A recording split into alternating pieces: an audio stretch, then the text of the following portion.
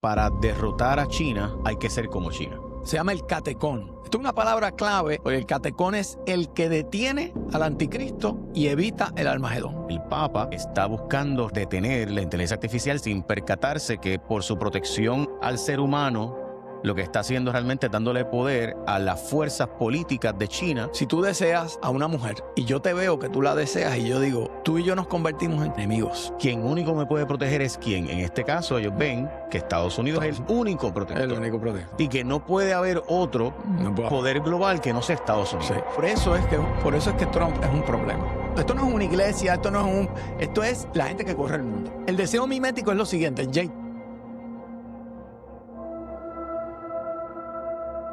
La Biblia dice, cuando digan paz y seguridad, destrucción repentina sobrevendrá. Peter Thiel ha basado todo en ese texto, Tesalonicenses 5:3, si no me equivoco.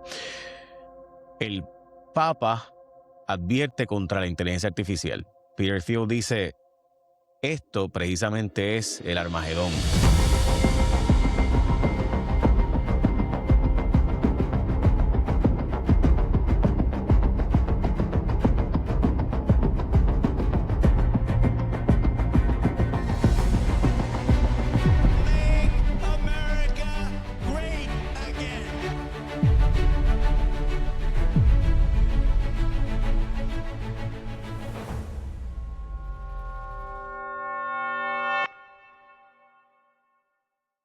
El anticristo, quien pretende detener el avance individual de la tecnología. El Papa dice al revés, esto hay que regularlo porque se nos está saliendo de control. En fin, Peter Thiel, el hombre de Elon Musk, de David Sachs, el que le dio el billete a Trump cuando nadie más de Silicon Valley le daba billete, el que creó a J.D. Vance básicamente y le dio gran parte del respaldo, es parte del nuevo orden mundial. Tiene contratos en Puerto Rico, curiosamente, a través de uno de los billonarios que está por ahí. Carlos Dalmau y yo hoy debatimos el Papa versus Peter Thiel. Y vamos a hablar con honestidad. En este nuevo orden mundial hay un anticristo, el anticristo lúdico. Y en esa lucha, quien no entienda esto, pues no entiende lo que está pasando ahora mismo entre Ucrania y Rusia, donde hay un temor de que si tú sigues empujando a Rusia hacia esa esquina, va a darle al botón nuclear. Ya Irán fue empujado hasta el brink del colapso y tocó el botón nuclear que tenía, que es el estrecho de Hormuz. Así que, de nuevo, Israel ayer advierte a Trump y le dice, mira, te van a matar, Irán tiene un plan para asesinarte. Y Trump cambia de avión, o sea, le dio credibilidad a la inteligencia israelí y cambia de avión para crear un decoy. Carlos, de nuevo, estos son tiempos donde parece que estamos sleepwalking, caminando dormidos hacia el Armagedón, hacia el fin de los tiempos. ¿Estoy exagerando? Yo creo que de los programas que nosotros hemos tenido, yo creo que hoy vamos a tener un programa de tema serio y vamos a hacer lo que dicen un deep dive en una discusión que se da a los más altos niveles en el Vaticano, en los círculos de poder en Estados Unidos, en Wall Street, en la Casa Blanca. Y vamos a usar como eje el pensamiento y el trabajo de una de las personas más influyentes en Estados Unidos, y es Peter Thiel. Y es un nombre que usted dirá, ¿quién es Peter Thiel? Porque a mí me interesa. Bueno, Antes de que siga, aquí hay 2 puntos, creo que de hecho lo anoté. Hay 2 peligros. El primero es el Armagedón. El segundo es el anticristo. ¿Qué dice Peter Thiel de eso? Te lo digo así. Peter Thiel no es un pastor protestante ni católico, él no es un profeta religioso, pero él utiliza lenguaje religioso y lenguaje bíblico para describir fenómenos políticos y sociales actualmente. Y él describe, estudió en Stanford, estudió con René Girard, que es un teórico serio, y es un experto en Leo Strauss. De hecho, escribió un artículo que se llama El momento straussiano, Straussian Moment. Y Peter Thiel fue de los primeros en darle dinero externo a Facebook. fue de los primeros inversionistas externos de Facebook. O sea, ya sabes cuánto. De PayPal. De PayPal. De todo lo que Elon Musk todo ha lo hecho. que Elon Musk. Él De es hecho, de inversionistas originales. Elon Musk es quien es gracias a que Peter Thiel invirtió temprano en las empresas de Musk.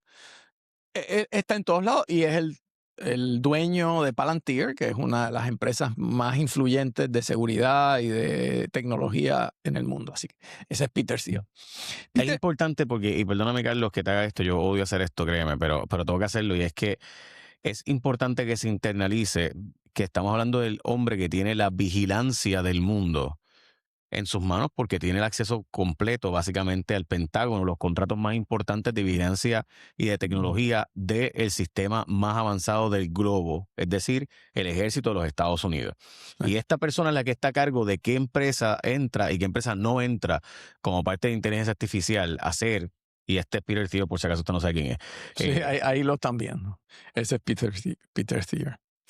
Pues a la pregunta que tú hiciste, él ya era conocido en todos los círculos de inversión, pero en septiembre 11, en el ataque a las Torres Gemelas, él desarrolla una tesis donde él concluye que en el nuevo mundo, en el mundo post-Guerra Fría, que se había pensado que se acabó la historia, él lo que dice es que al contrario, ahí es cuando más peligroso para las democracias liberales es, y ha resultado ser así.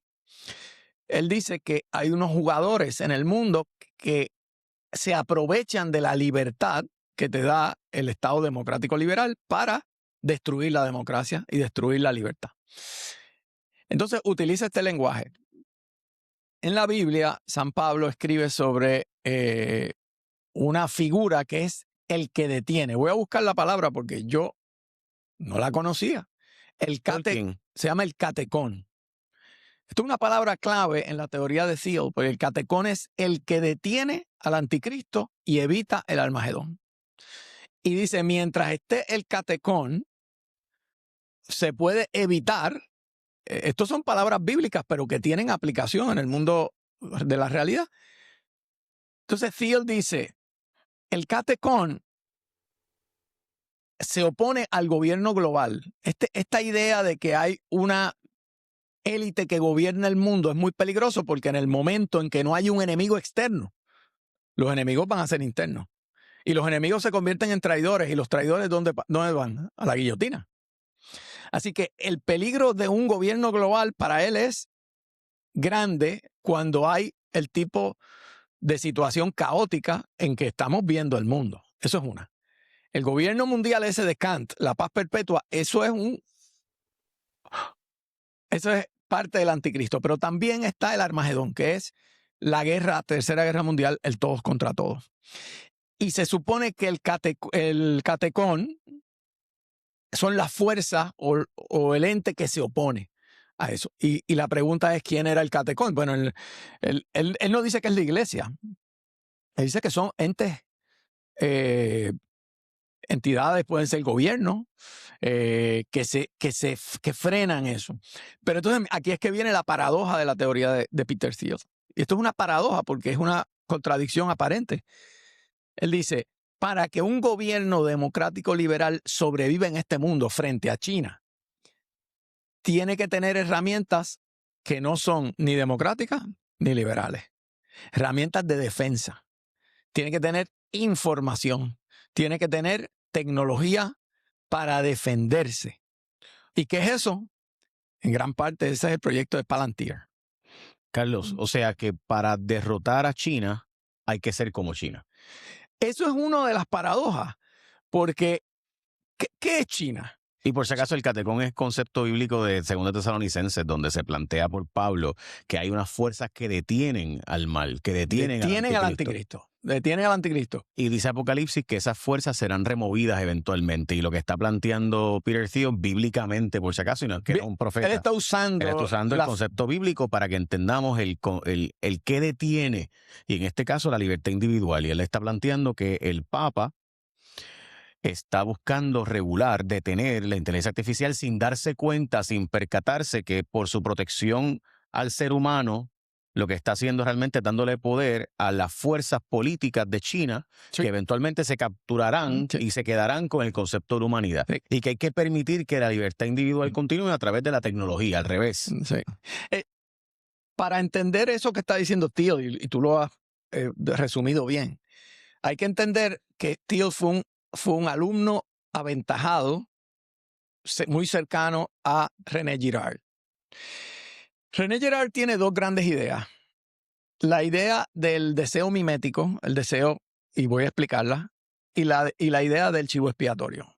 Son dos ideas profundas que han influido, no solo la psicología, han influido la sociología y la geopolítica.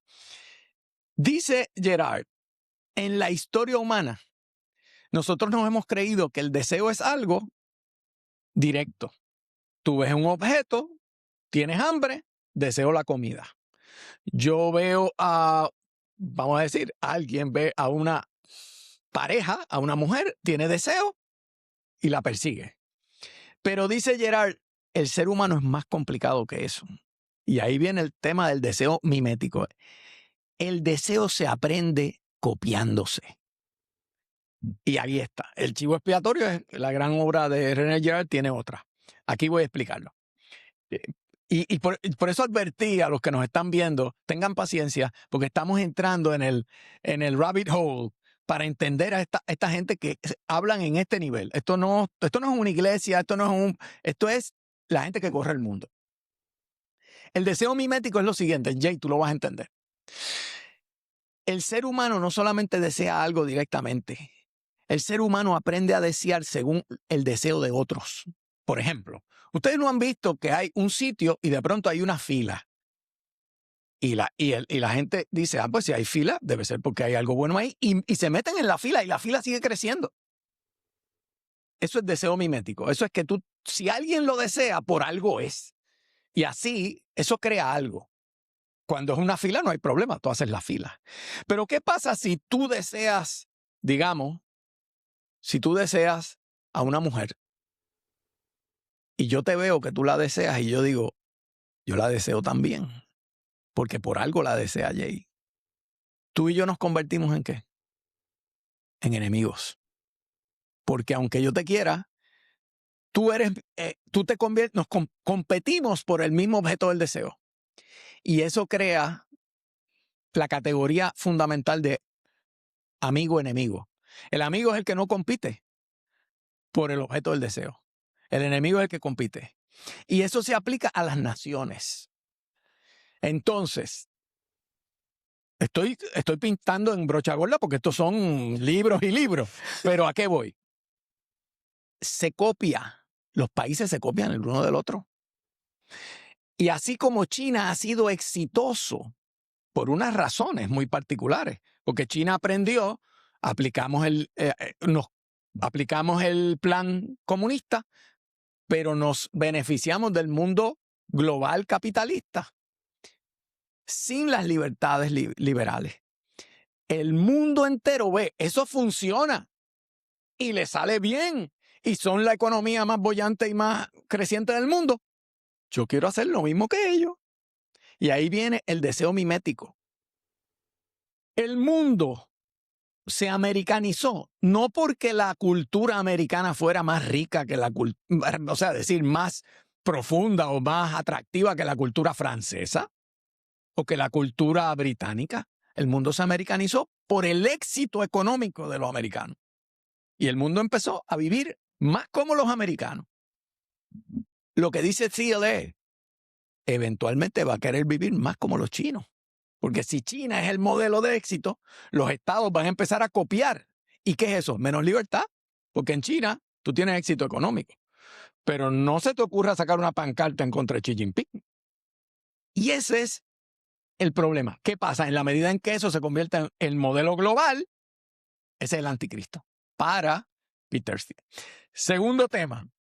Y ahí te lo tiro todo para el chivo expiatorio. El chivo expiatorio es también un entendimiento antropológico.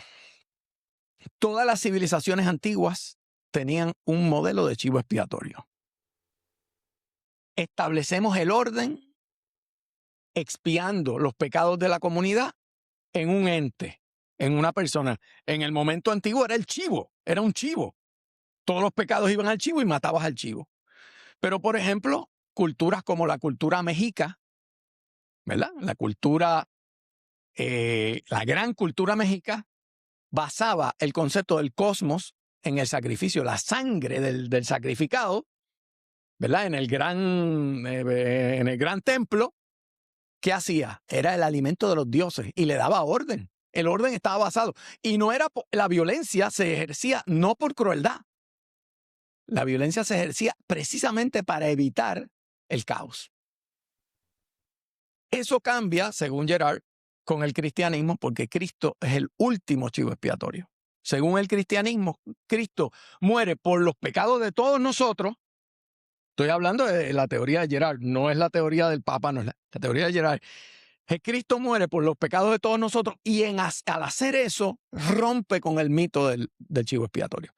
Es decir, después de Cristo matar a una víctima inocente para expiar los pecados directamente es una crueldad inaceptable. El cristianismo rompió con el mecanismo del chivo expiatorio. ¿Qué dice Gerard? Lo rompió, pero queda. Así que los países han encontrado mecanismos indirectos para tener un chivo expiatorio. ¿Cuál es el chivo expiatorio del mundo de Trump? El inmigrante. Todos los pecados van al inmigrante. No, el inmigrante es nuestro enemigo. El inmigrante entra, nos quita, nos deja, nos enferma, son malos. Ese es el chivo expiatorio. Cuando todo el mundo sabe que el inmigrante, gracias al inmigrante la economía echa para adelante, gracias al inmigrante se enriquece la cultura. Pero no importa porque cumple una función mítica, el chivo expiatorio. ¿Cuál es el chivo expiatorio del Estado de Israel? Los palestinos, los árabes, nos quieren matar, hay que destruirlos. Y eso lleva a grandes. Y una de las cosas que Thiel dice es, el mecanismo del chivo expiatorio es un peligro porque nos lleva a el Armagedón. Carlos, tengo que hacer esto. Yo, de nuevo, no me gusta hacerlo, pero yo sé que la audiencia que va a escuchar este programa y va a llegar hasta aquí es una El que ha llegado hasta aquí. El que ha llegado hasta aquí es una audiencia sofisticada. Sí, son sofisticados. Pero si no conocen esto, lo van a buscar. El chivo expiatorio, por si acaso, es el concepto de la Biblia, del Viejo Testamento, donde se buscaba un cordero perfecto, sin ninguna mácula, sin ninguna mancha. Inocente. Inocente, totalmente inocente. Y se le sacrificaba en el templo el día de la expiación o el Yom Kippur. Y ese día se hacía un sacrificio en el altar, era un sacrificio especial donde habían 2 cabros. Por eso Peter Thiel todo lo ve en 2. Y para mí eso es fascinante porque ese concepto bíblico. Él sabe eso muy bien. No es ningún tonto. No. Y uno de los 2 chivos, uno de los 2 corderos, uno va a ser soltado hacia el desierto, hacia la muerte. Ese es Azazel, ese es Lucifer, ese es el infierno, ese es el diablo. Y entonces el otro es sacrificado. En su inocencia, sin saber, llega al templo, se le sacrifica por el sumo sacerdote, que es el único que puede entrar al lugar santísimo del templo. Al Sanctum Sanctorum. Al lugar santísimo, Sanctum Sanctorum en latín. Y tú entras al lugar santísimo de ese templo que tiene 2 lugares. De nuevo, está dividido en 2. Tiene la parte abierta, donde todos podían ver desde fuera, y el lugar sagrado donde está el Arca del Pacto. Y en el Arca del Pacto, donde está el arca sellada de la presencia de Dios, eso es el Viejo Testamento, y la presencia de Dios es la tapa del Arca del Pacto. Y esa tapa del Arca del Pacto tiene 2 querubines que protegen el arca, donde están los mandamientos de Dios, y se asperjan la sangre sobre eso, y ese es el asiento de la misericordia. Así se le conoce, ¿verdad? Bíblicamente. Eso planteó todo esto porque sacrificar al cordero tenía una implicación de Cristo, eventualmente. Es un anticipo de Cristo, pero en el Antiguo Testamento, como tú dices, para que sigas tu explicación, que me encanta, porque está muy detallada, era parte de la función del creyente, era sacrificar. Por eso los holocaustos se sacrificaban. De hecho, en la Grecia antigua también ocurrían holocaustos. Habían todos unos rituales en la Grecia de Pericles. O sea, estamos hablando en la primera democracia de presentarle estos animales que eran los mejores, el mejor buey, el mejor cordero. Todavía hay religiones que hacen sacrificios de animales. Sacrificio para Atenea o para Zeus. Eran los sacrificios. Hay un punto que quiero que abundes aquí. En el Antiguo Testamento, la gran prueba de Abraham es que Dios le pide que sacrifique a su primogénito. Y Abraham está dispuesto a hacerlo. Eso es una de las más duras pasajes de la Biblia, donde Abraham está dispuesto a decir, si Dios me lo pide, Dios es tan grande que yo sacrifico a mi hijo. Y estaba dispuesto a hacerlo. Y un ángel lo detuvo. O sea, estamos hablando que era tan fuerte el principio del sacrificio. Y para nosotros, del inocente. Para nosotros los creyentes cristianos, eso presagiaba el que Dios sí entregó a su hijo. Y que el Padre sí entregó y no detuvo el sacrificio de su hijo, aunque el hijo le pidió, pasa de mí esta copa. Sí. Pero era necesario era necesario para nosotros poder tener redención.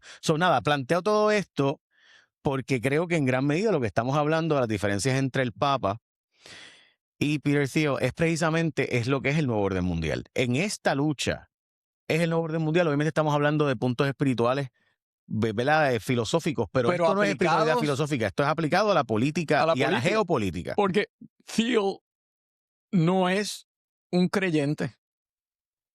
Él no basa estas construcciones. Él lo que dice es que nuestras teorías políticas seculares, es decir, que no se basan en que tú creas en Dios, todas están montadas en estructuras intelectualmente heredadas de la religión. Y la modernidad cree que de alguna manera se deshizo de la visión mítica de la realidad, pero no es así. Un ejemplo que da el grupo de Thiel es el marxismo. El marxismo es un enemigo. El marxismo es una ideología atea. Marx no cree en Dios. Marx y el marxismo posterior cree en que el sujeto de la historia es el proletariado, el trabajador. El que trabaja y produce, ese es el sujeto de la historia. Y que la sociedad sin clases será ese reino de la hermandad donde podemos compartir el fruto de nuestro producto con quien lo produce, que es el trabajador. ¿El enemigo es quién? El burgués que tiene los medios de producción y explota al trabajador. Ok, él dice, eso no es otra cosa. Dice Thiel y el grupo de Thiel. O sea, quiero decir que es todo ese... Eso es la aplicación secular de la idea del reino de Dios en la tierra. La idea de que tú, mediante la redistribución de la riqueza y un ajuste de las relaciones de producción, tú puedes quitarle al hombre el pecado. El pecado para Marx, el pecado es que el burgués explota al trabajador. Ese es el pecado. Pero en el momento en que tú eliminas las clases sociales, se acabó el pecado. Somos buenos. Y él dice, eso es una total aplicación del principio del reino de Dios en la tierra. Y es como, no esperes al paraíso. El paraíso lo podemos montar aquí.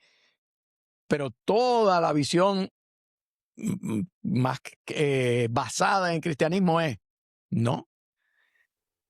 Ese reino que tú prometes, lo trató Stalin en la vida real. ¿Y qué hace? Los lobos se vuelven más lobos. Es salvaje. Es salvaje. ¿Por qué? Porque para yo hacer el reino de Dios en la tierra, el que se me oponga es mi enemigo. Y yo lo liquido. Y yo, para crear la igualdad, es amarronazo. Entonces, ahí está la paradoja. Y es que ellos usan, todo este grupo usa lenguaje bíblico para entender fenómenos que son reales en la historia. Y por si acaso, hay que decirlo, Es de extrema conveniencia, Carlos, porque utilizar el concepto bíblico escatológico lo convierte además de filosóficamente e intelectualmente fascinante. Conveniente también porque económicamente ellos han tenido tantos y tantos contratos que plantear que el enemigo es detener el progreso es en gran medida muy conveniente porque igualmente ellos hacen mucho dinero de que el progreso tecnológico continúe. Sí, Así que su perspectiva es que hace falta un enemigo. El enemigo es China. hace falta un enemigo. Y ese enemigo llamado China, tú tienes que combatirlo, porque si no, todos vamos a ser chinos.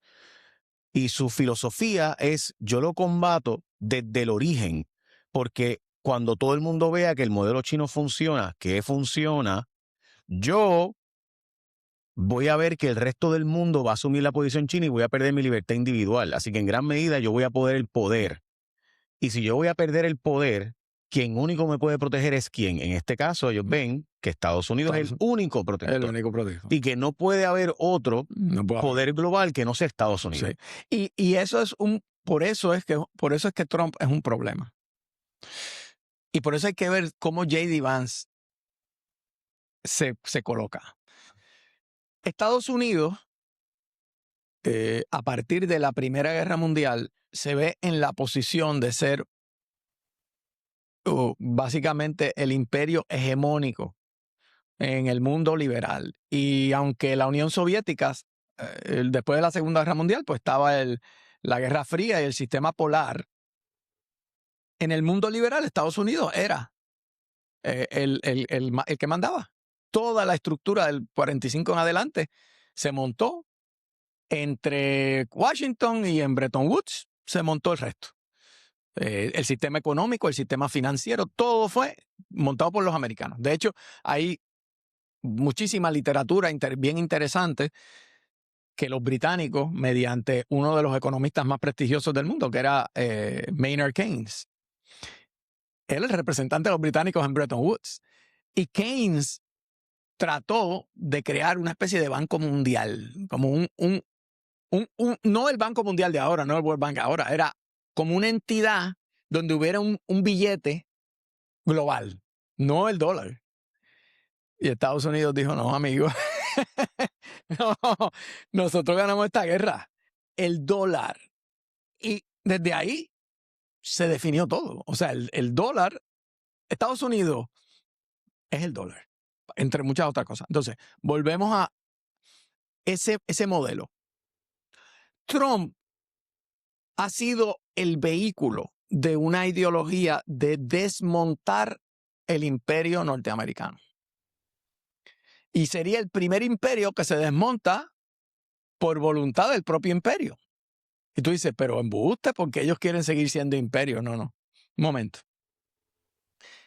Cuando Trump emite su política de seguridad nacional y cuando Estados Unidos dice a Europa que pague por su seguridad, es una manera de desmontar el sistema imperial. Gran Bretaña lo hizo. O sea, no todos los imperios se han ido como Roma. Gran Bretaña lo desmontó. Después de la Segunda Guerra Mundial estaban quebrados. Habían ganado 2 guerras, pero no tenían chavos. No podían correr el imperio. Y poco a poco pues fueron desmontando el imperio, que era el imperio más grande que conoció el mundo. Incluía Canadá, Estados Unidos estaba incluido en un momento dado, Australia, Nueva Zelanda, India, Pakistán. O sea, piensa tú lo que era el imperio británico. Pues se desmontó y Estados Unidos, la idea de MAGA es, eso nos cuesta guerras y por tanto hay que empezar a salirnos de eso. Eso es una manera de desmontar. Lo que pasa es que el que se ha acostumbrado a guiar el carro no suelta tan rápido el guía. Y eso explica por qué Trump de pronto dice yo no quiero meterme en más guerra y está metido en una guerra con Irán. ¿Estás o no estás? ¿Te quitas o no te quitas? Todo tiene que ver con el estrecho de Hormuz. Pero así van a haber otros estrechos de Hormuz. ¿Qué pasa si lo mismo de pronto ocurre en el canal de Suez? Pues lo mismo, se forma un lío. Lo que pasa es que Egipto está alineado. Pero hubo una guerra que duró poco. Dicho sea de paso, ese conflicto del canal de Suez, que fue cuando Nasser, el presidente de Egipto, decide hacer lo mismo que están haciendo los iraníes con el estrecho de Hormuz. El canal de Suez es nuestro. Took over. ¿Y sabes qué pasó? Gran Bretaña y Francia con Israel se juntan sin pedirle permiso a quién, a Estados Unidos, y le meten, vamos a ocupar esto. Y Estados Unidos dicen, yo no estoy de acuerdo con eso. Eisenhower, imagínate, no estoy de acuerdo con eso. Y eso tuvieron que resolver. Recoger vela, lo cual fue quizás la razón por la cual se pudo montar un sistema global, las Naciones Unidas y todo eso, porque Estados Unidos dijo, no, es que no, Egipto es soberano, tú no puedes, gunboat, diplomacy no puede ser. Ahora Estados Unidos está haciendo ese tipo de diplomacia, que fue la que hacía Gran Bretaña cuando estaba a punto de dejar de ser imperio o cuando ya había dejado de ser imperio, pero no había llegado a la realización. Entonces, estamos en todo eso y Peter Thiel y esa ideología es cómo Estados Unidos puede seguir siendo el que evita al anticristo, es decir, al gobierno global, y cómo puede evitar la debacle de las democracias liberales sin destruirse. Y esa es parte del proyecto de Thiel, que es muy controversial, pero se discute en las universidades en Europa. O sea, Peter Thiel está en los círculos de discusión. Esto no es un capricho de nosotros de hablar de alguien porque es que nos cae bien. No, pero Carlos, o sea, hay clubes en el mundo donde van solamente las personas del nivel, ¿verdad? Sí. Van a mí por decirlo, pero... Y no es Davos, Davos se dañó. Yo sé que esto mucha gente piensa que es, ¿verdad? No es que no estoy hablando de sociedades secretas, no estoy hablando de la masonería, estoy hablando de grupos donde personas de alto nivel intelectual, que son en gran medida personas que tienen los contactos de cómo funciona realmente el globo y quiénes son los que mueven realmente la economía y el asunto y la defensa y la seguridad internacional, pues se reúnen, es normal, es natural. O sea, cuando tú te dedicas a cosas de ese nivel, pues vas a unirte con gente de ese nivel, ¿verdad? Y en esos foros,